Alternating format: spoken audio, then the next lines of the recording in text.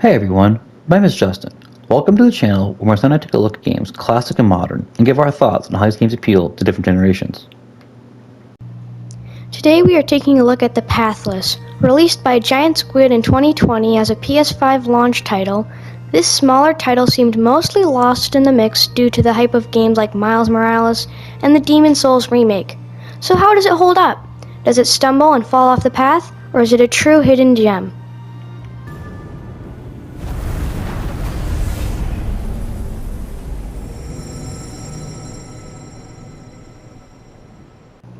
The game opens with our arrival on an unnamed island, which serves as a bridge between the spiritual, godlike beings and humanity. The gods, here referred to as the Tall Ones, have been corrupted and turned into mindless beasts by our antagonist. Upon our arrival, we find the eldest of the gods, the Mother Eagle, injured and corrupted. Freeing her causes her to be attacked by the villain, the Godslayer, and reincarnated as the eagle that serves as our companion throughout the game. Together, we solve puzzles, help free the other Tall Ones, and try to stop the Godslayer's ascendance to true godhood and save the world.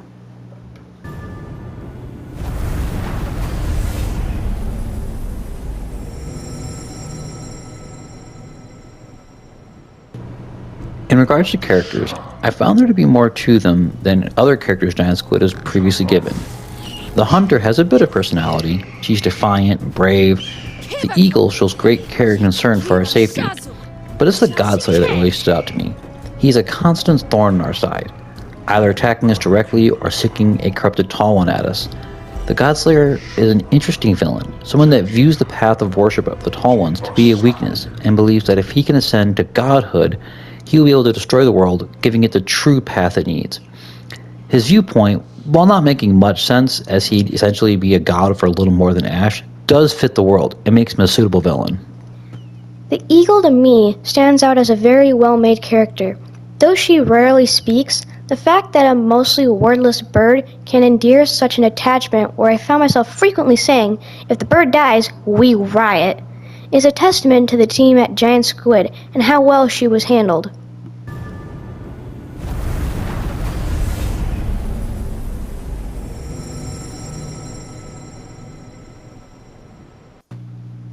Graphically speaking, it goes along perfectly with the story. Everything is dark and corrupted at first, but then as you free it up, it lights up the area and shows a bright color palette. I completely agree. The graphics are beautiful and a big step up from the previous title, Abzu. The Hunter is fluid, the animals in the area feel alive and move naturally. I really love the giant fireball of death that is the boss chasing you around. The descent into them that starts the chase sequence really feels like you're free-falling into a hellish nightmare, and it fits the theme wonderfully. Yeah, good point, Dad, I agree. You could say the same for the music. Initially, the music is dark and faded, but as you light up the world, and boom, it's almost like different music. Well, that's because it is different music. But you're right, though. The music is subdued and somber, but as you restore light to the world, it becomes, well, lighter. It's always on the softer side outside of boss battles, but it's really beautiful and well done. I feel like the same can be said for the limited voice acting and the sound effects. The thud of an arrow striking the target is supremely satisfying to me.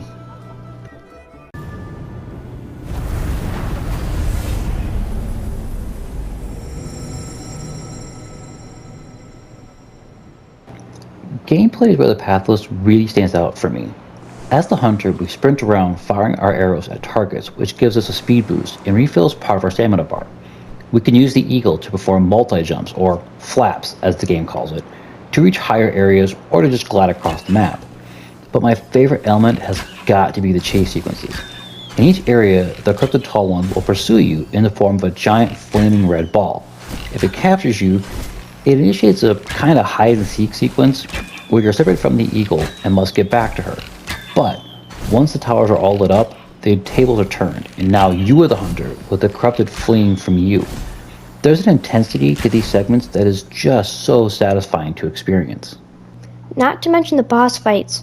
Each one is very different, whether we're trying to get him to ram his head in the wall or avoid him breaking through an area to try to get us. Before we get to the chase, though, there are tons of puzzles scattered around. Like the bosses, we have to try to figure out what we're supposed to do with each one. But there's a risk-reward factor. As we're trying to solve a puzzle, the boss might show up and interrupt us partway through. forcing us to either encounter it or run away. Some puzzles range from straightforward, like stand on the button and line up the shot, to more complicated ones that require specific timing. The good news is there's almost always some kind of hint, either directly with statues showing which picture should be at what height, to more subtle ones where a fallen statue or body will be pointing at the direction we need to go. Yeah, I agree, son. I really enjoyed the puzzles. My only issue gameplay wise is all the bosses' attacks are based around fireballs. And while I get it, fire equals destruction, I would have liked a little more variety in their attacks. There are 4 different godlike beings, and I would imagine they would all have different power sets or abilities, and that really would have been nice to see.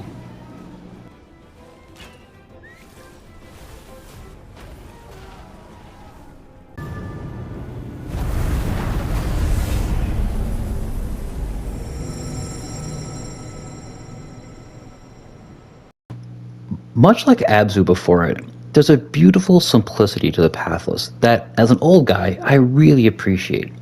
The story is straightforward, the game doesn't spend a ton of time with long tutorials, and I really found the movement in the world to just be an absolute blast to experience.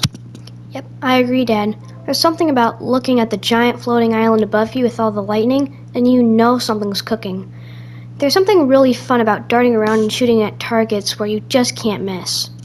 True, the auto-target system is really well done, and it adds an ease of accessibility that shouldn't be understated. So, that said, what would you rate this, son?